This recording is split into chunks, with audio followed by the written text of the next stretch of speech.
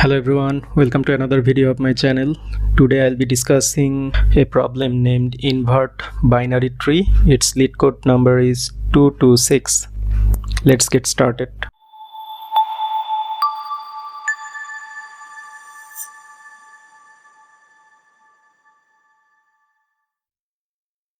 The problem says, given the root of a binary tree, invert the tree and return its root. As you can see in the left side, in this example, we have a binary tree, and what we will have to do is we will have to invert it. By invert I mean for each node except the leaf nodes, its left child will be going to the right and right child will be going to the left. That will be a invert of a given binary tree. Let's check. So here for the node having value 4, the root, it's here in the left side, its left child is 2 and right child is 7, and while inverting we get the opposite. And similar goes for root 7, 6 is left child, 9 is right child. This is inverted here, and similarly for this node same thing happens. And here if you see, we have 1 as left child and 3 as right child of 2, and the opposite happens. So let's try to solve this problem. We will be solving this problem using recursion. It's a kind of depth first search method, and since we'll be using recursion, there will be base case and recursive case. So let's try to find out the base case at first. Say this is our function, its name is invert tree, and it takes a reference to a node. So the base case is, if the node is null, we simply return null.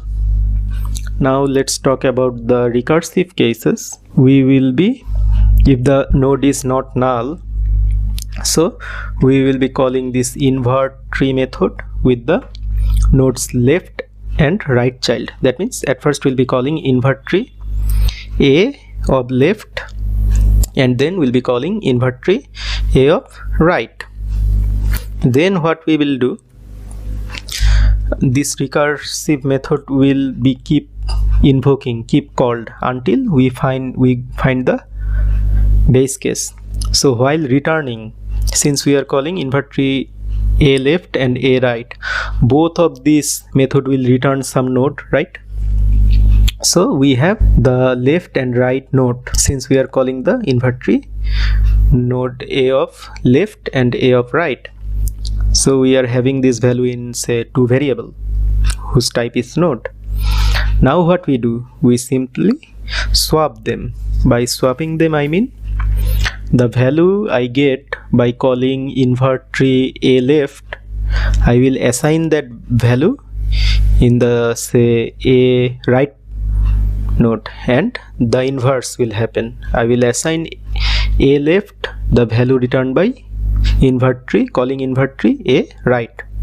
Let's try to visualize it to get clarified more. Here we can see a binary tree, and this is the common structure of our node. Each node, it has a value, but we are not interested in this problem to this value, and it has a reference to its left and right child. So let's start with the root. As we can see, the root is not null, so we'll be calling our recursive functions. That means, say, invert left of this node, that means this one, and invert right of this node, that means this one. So we called them, and so since there are 2 functions, at first this invert 2 will be called. That means we'll be going to this node, and since again we see that this node is not null, so similarly invert function with this node having value 4 and this node having value 5 will be called. So at first this invert 4 will be called again. Now have a look, since 4 is not null, it will not be returned, so its recursive function will be called. So we can see that the left and right child of 4 is null because 4 is a leaf node, it doesn't have any child. So here what will be called? Invert null and invert null. So when that first invert null will be called, since we are getting the node as null, we simply return null, and for the second one we also return null. Now what we get? Now we have this node at this point.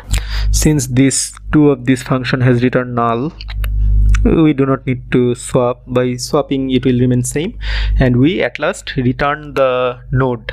So in this case, while these two method has returned something, in this case the node is this 4. So this, after swapping the null with the null, this 4 will be returned here. That means this invert 4 will return this node. Since this function has returned this node, the next recursive function invert 5 will call. So the same thing, invert null and null will be called, and at last this 5 will be returned by this method. Now since both of this recursive function has been returned, so in this case what we do, we have this, the reference of this node here to a variable and the reference of this node to a variable. Now what we do, in this case the current node is this. So if we assign, say, this node left equal to the value of this one, and this node right equal to the value of this one, then simply this 4 and 5, these two nodes will be replaced, and then we return this node to this invert 2 function, like this. Since this function has returned, now this invert 3, that means this function will be called, which looks like this.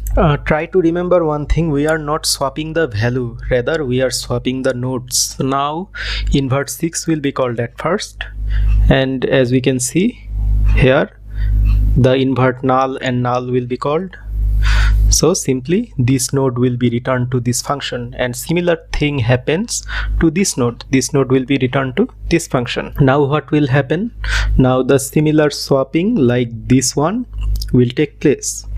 That means to this node 3 we will assign the return value of this function invert 6 to the right child of this node, and the return value of this function will be assigned to the left child of this node, and at last this node will be returned to this invert 3 method. Now these two recursive function of this root node has been returned.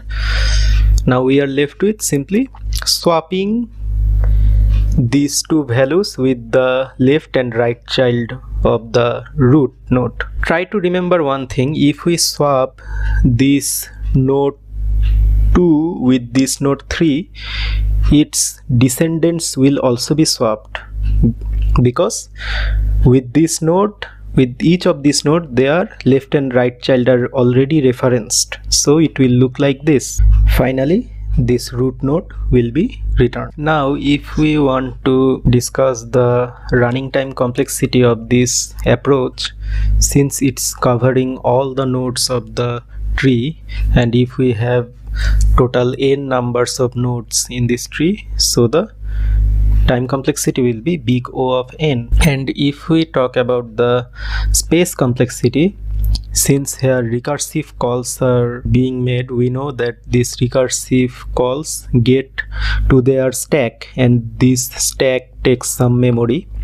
So usually if this tree is balanced like this, so it will be of O of height of the tree, and in the worst case, say if this tree is not balanced, say this is growing in the one direction, so it will be equal to the number of nodes of this tree, that means big O of n.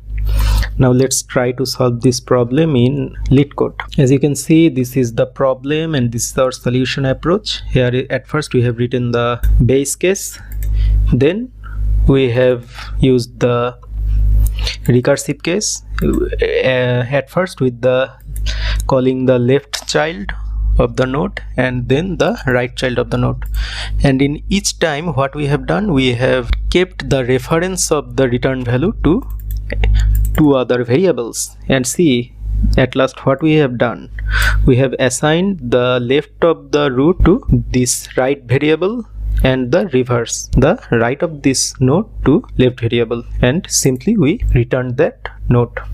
Now let's try to run it and see what happens. So we got a success, it is accepted. I hope you guys have understood the problem and its solution approach. If you have any queries, please feel free to comment, and if you find this helpful, try to share this problem with others. Happy coding, guys.